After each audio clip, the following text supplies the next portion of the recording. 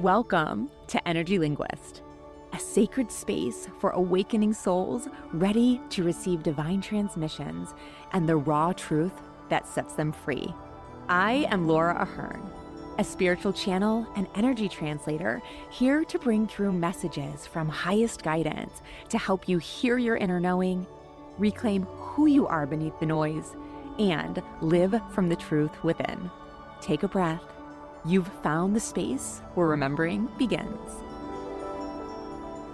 Hello, everyone. It's Laura, the Energy Linguist, and I am so excited to have you joining me here today on this next episode of Energy Linguist podcast. It's our space where we get to decode your energy, heal your patterns, and awaken your path through the receiving of these divine transmissions and highest guidance. I'm so excited to have you here with me today. And this episode in particular feels like a journey to me of sorts, especially because the information that divinity is channeling feels segmented. That's an interesting word to hear them use. And yet I do sense that they're going to help us to bring all of those pieces of the puzzle together because they always do. Segment is a very interesting word because it's each parts of something that is kind of divided. And so I see the energy of this being made whole. So bear with me, stay here, journey through to the end so that you can receive the fullness of the transmission that they're awakening you to. Today's messaging is around self-preservation. And a couple of different nuances we're going to explore within this vibration because it happens in this very multifaceted experience of our being, where some of it feels very personal and there's a lot of story attached to it, while the other part of it is, they're saying ethereal, it's expansive, it creates this ripple effect. They actually say trickle effect on those around us, especially our loved ones. And on a larger scale, it creates this ripple effect into the collective on how we normalize showing up in society. Now, I almost adjusted that to say showing up or not showing up, but the not showing up is hidden. And what they mean by that is that there is a normalized way in which we have learned to show up in society, which is at the expense of ourselves, which you hear me talk about quite a bit, especially lately. Divinity has been echoing these types of messages to bring us into this opportunity to come home to ourselves and our origins, is what they say, the original nature of your being. So many people are experiencing this showing up in society, this normalized way of showing up, not even aware, quite frankly, in a lot of denial that there is another way that they could show up as. What divinity is attempting to bring us in the awareness of is that many of us behave the way that we do on account of an attempt to self-preserve. We, since before we were fully conscious in the development of our adult minds, have been experiencing the world in ways that felt jarring or scary, dangerous to us. And our beautiful brains catalog those experiences in our long-term memories so that we can keep ourselves safe moving forward. It's how our species has survived over the course of centuries. Evolutionarily speaking, it makes sense that when we experience something that feels upsetting to us, emotionally upsetting, scary, dangerous, that our brains would store that in our long-term memory so that we can easily recollect what happened and therefore avoid that danger in the future. And what happens that isn't really in our benefit, right? The benefit is that we survive. And the not so great part is that we stay stuck in a pattern of survival. So many of you who are listening to this are on this brink of breaking through your survival patterning and stepping into an opportunity where you can move towards thriving in your life.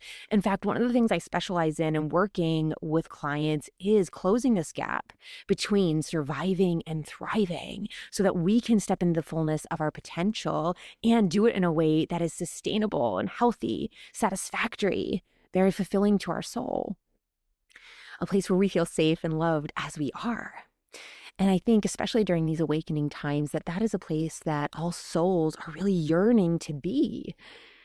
It's important for us to understand the mechanism of our minds and our human experience because we are also having a spiritual experience.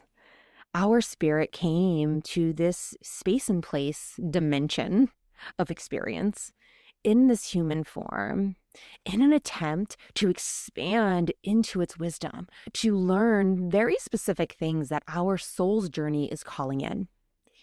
And in order to do that, we do come up against challenges, traumas, things that scare us, things that are dangerous.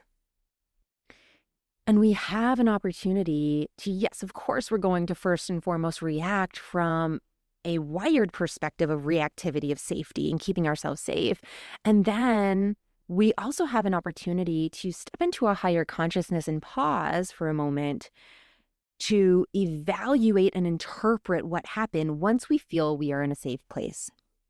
So if you imagine this in a very literal context of outrunning a lion in the wilderness, I would not be asking you to stand there in that moment with the lion running at you, trying to figure out what wisdom you could derive from that moment. I would expect you to first allow what will innately help you survive to take root, which is to run as fast as you can to get out of the way. Therefore, you survive. And then our wisdom would be to pause and reflect, not just to grow fear out of what we experienced, this whole I'm never going in the woods again, or self-shame, I should have never gone to that part of the woods, but instead become curious and begin to extract the wisdom out of that which you just experienced. And divinity is welcoming you into that opportunity within the nuances of your own life. They specifically use the word nuances because there's this subtlety of experiences that are unfolding for you that seem natural, is what they're saying. And they say subtle in a way that makes them feel almost unrecognizable, like normal, normalized. They keep bringing through this message of like the normalization of behaviors. And that is the block that divinity is attempting to start to break down for you today in this divine transmission. Much of the way in which you have been engaging with the world has become reinforced through the normalization of everybody else following suit.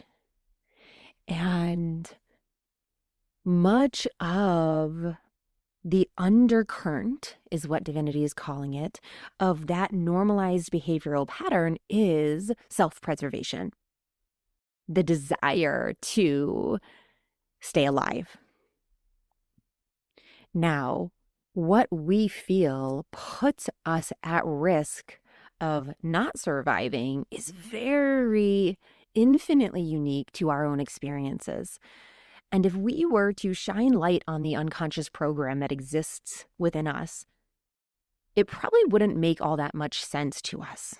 Because many of the things in which we are attempting to guard ourselves from wouldn't actually lead to literal death.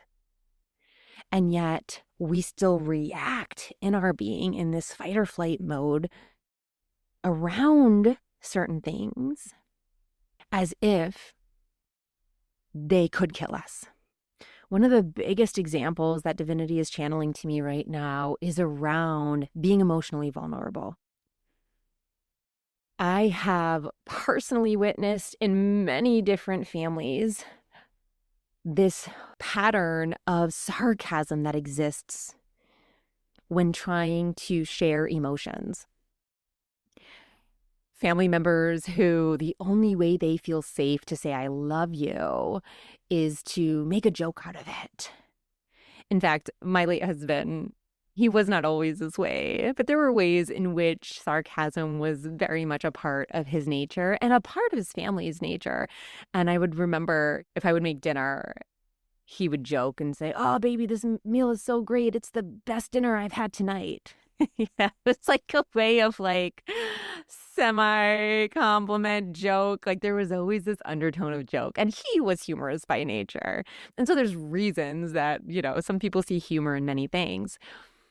But many people don't realize that what exists within a lot of our dynamics as human beings is this tendency to use humor as this shield. So if I jokingly say something that implies I love you, if you're not receptive to that love, well, then I can just self-preserve by saying, oh, I was just joking. I didn't really mean that. I was just making a joke. But if I am to be vulnerably exposed and really tell you how I feel, then what's on the line is that I could be rejected. And to many of us, having something that is so precious to us, which is that vulnerable love that we hold, the idea of having that rejected would feel like the loss of something so significant that we're not willing to put that on the line. And so many of us are patterned to show up in the world in a way that is self-preserving, where we're not really going all in. We're kind of dipping a toe in a way that feels safe enough to experience it a little bit, but we're not really willing to unveil our whole selves, to be fully transparent in how we feel and what we think and how somebody else is impacting us. Because we're afraid that that very most intimate experience of ours could be rejected. And because we typically hold those we love at such high regard, that desire for their acceptance and the fear of that rejection causes us to imagine that if they do reject us, and then we then reject ourselves, that is a pain that we cannot carry.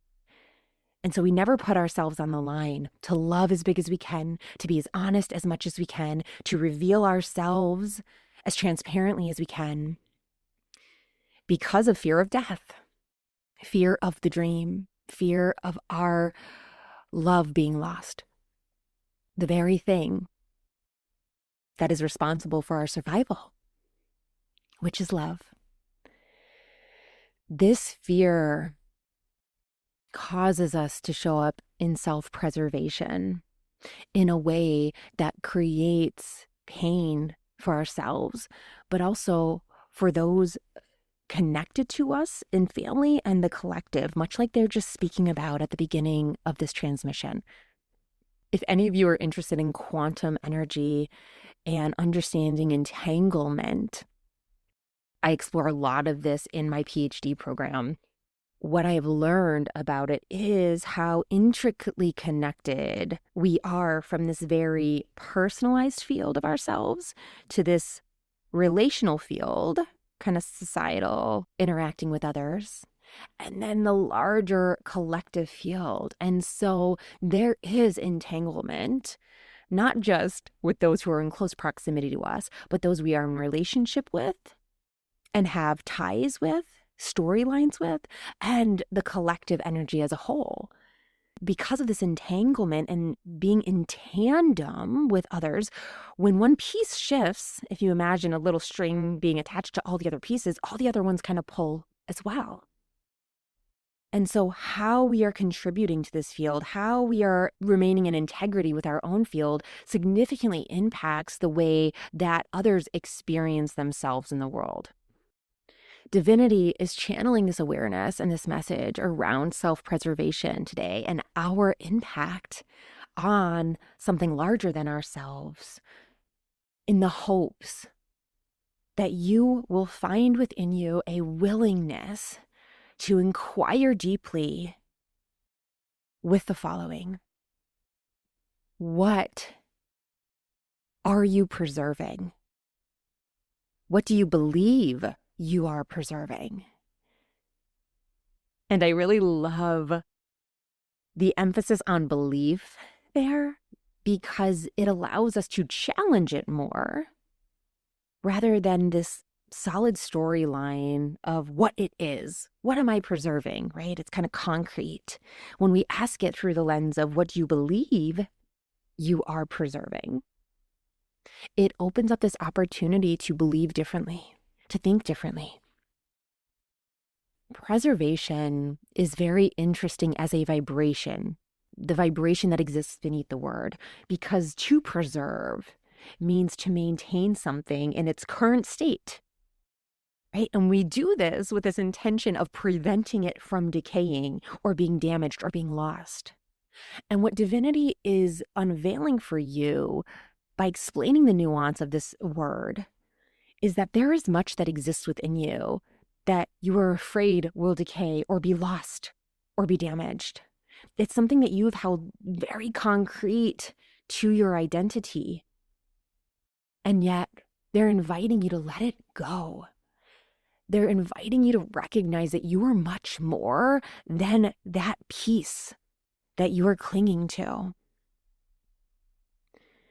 It is not always beneficial to us to maintain something in its current state, especially if it's creating an unraveling of the things we love, the loss of the things we love. Whether that be relationships, whether that be our health, whether that be our home, our finances. To continue to commit to something because it's familiar doesn't necessarily lead us to the place that divinity is calling us into. You may have heard it said before that if we are not growing, we are dying. And that is very, very true from a cellular place within our being. If that cell is not actively moving and growing, it is dying. And so it is with our entire system, our entire field. And this isn't just our physical field. It's our emotional field. It's our mental field, the thoughts, the beliefs, the identities, as well as our spiritual self. We are being called to evolve, to change, to challenge all that we thought we were, all that we think we know, in order to move into existing in a place that is filled with more peace and joy and fulfillment and contribution. What's interesting about this messaging is that what most people don't recognize is that this self-preservation in which they think they're preserving something is actually costing them everything. Self-preservation will actually cause the decay and the damage and the loss of all things you hold sacred. It's why divinity continues to encourage us in to this self-love, this unconditional self-love that allows us to be our organic self, because that is where we will find the most safety within ourselves. And when you feel safe within ourselves, you will no longer require the habits of self-preservation. And so I ask you, what is it you believe you're preserving? And what is that self-preservation costing you? Because in essence, that armor is creating hiding. And divinity inquires so that you can inquire within yourself, who is the hiding serving? Because the lack of transparency and our inability to show up as we are for our loved ones costs them everything too.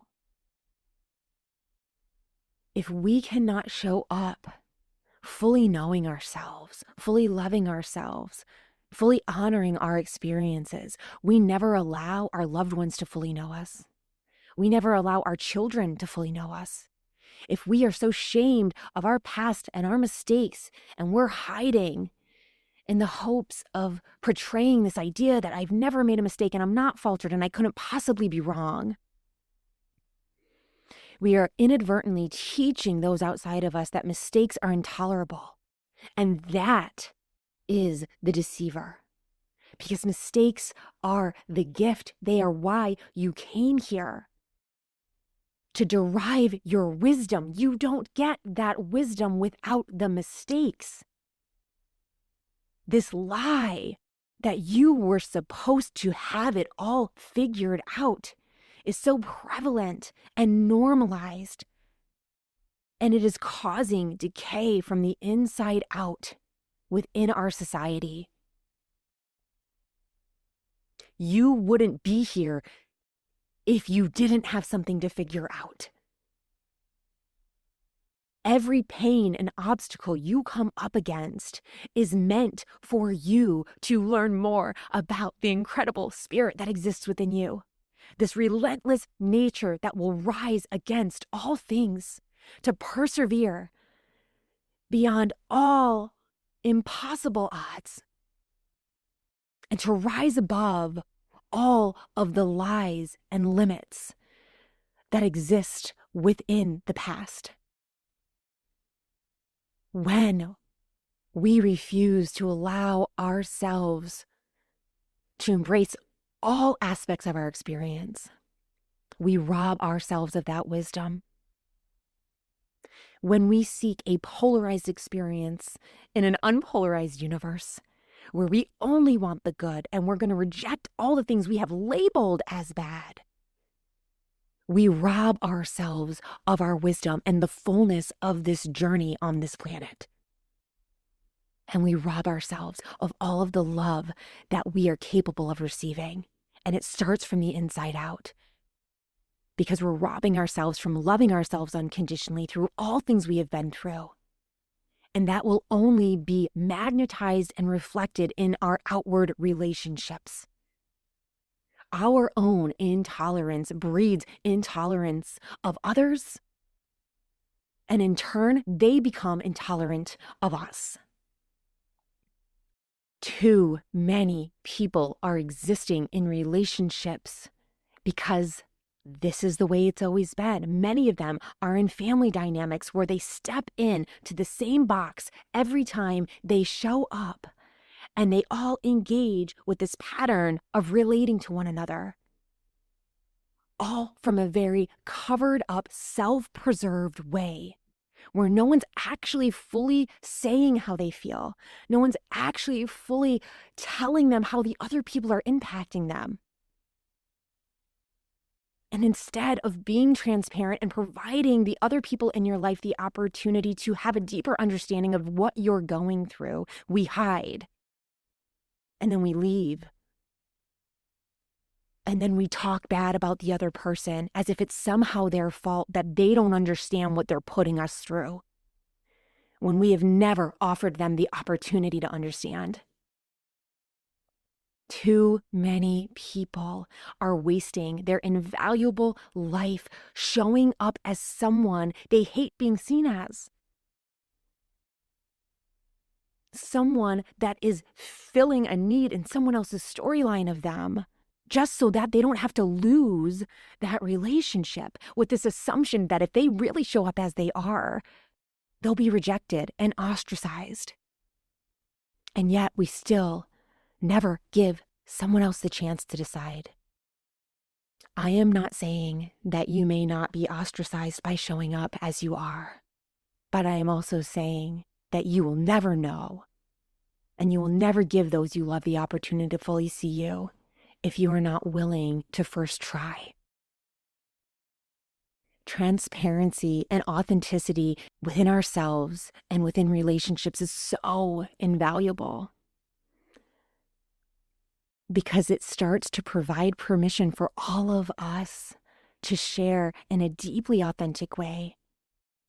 to fully know we can be vulnerable in our experiences, to not take them personally, to not make someone else responsible for them, but instead to share of our unique experience on this planet. And some will love to join you in the journey. Your bravery will set so many free to honor their feelings without blame, without rejection, without condemnation, but with the willingness to hold space and comfort and love for the pain that's been endured, and to extract divine wisdom out of what has been experienced. The saddest experiences I have witnessed within this self-preservation dynamic have been to see family members show up in cycles, right? Holidays, special occasions, all showing up in this joy of being together as family. And then to watch as the groups start to congregate, and in one corner, they're trashing somebody else. They're talking about how frustrated they are. They're just being triggered and biting their tongue and holding their breath. And they leave. And the only thing that's left to say is how inconvenient it was and how annoying that person was. Never offering honesty as a solution for the dynamic. When we choose to come from a place of honesty that is anchored within unconditional love, that is not full of blame, we provide the opportunity for generational healing. We provide the opportunity to step out of conditional relationships in which everybody has something to say about you, and allow them to truly know who you are from a place that is empathic and kind and understanding. For when we hold our mistakes and hide them, we might think that we're protecting ourselves from judgment, but the judgment is louder than it could ever be because the judge exists within you. The condemnation exists within you. The hiding and self-rejection exists within you. But when we are willing to say, I am this person who has made this mistake and has learned this from it, it comforts those outside of us to know that they have just been given permission to be transparent and honest, not just with you, but within themselves. And that hiding is not required. Divinity's invitation to you today is to embrace an inward journey of self-acceptance, first and foremost, to build your armor, not with deceit and hiding, not with a facade that can crack and crumble, but to build that inner armor with unconditional love, an armor that gets built from within you that no one can take off because it's a part of your being. And when you do this, there will be no need for the self-preservation, for the sarcasm, for the jokes, for the inauthentic relationships of not really telling our loved ones how we feel, not really telling them how we're being impacted, and instead to allow that beautiful armor of unconditional love to provide you the safety to show up as yourself, to give others permission to do the same, and to know that even when the outside world may not understand, you can remain safe within yourself. My prayer for you today is that you journey with courage and bravery as you explore all those things that you feel have made you unworthy. And to redecide for yourself, not based on the program you were given, not based on what the rest of the world says and labels you as, but as what it has shown you of you. And to lean into the remembrance of The truth that if your experiences have caused you pain, it is likely because your soul is not aligned with those choices. It is not because you are that thing. You are not that experience of shame or blame or pain. But instead, it's showing you what you are not.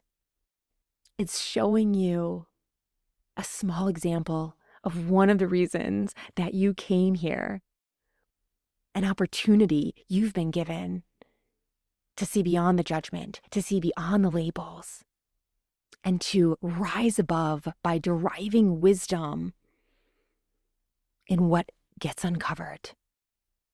And through you and your love for all you have experienced, you will begin to break the chains of the self-preservation pattern, of these generational echoes of inauthentic engagement, and bless the world with truth and transparency of love. May you be ever blessed in this journey.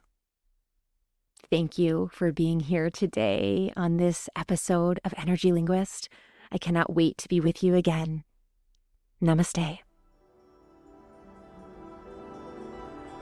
Thank you for being here, for listening with your heart, and for opening to the truth meant just for you.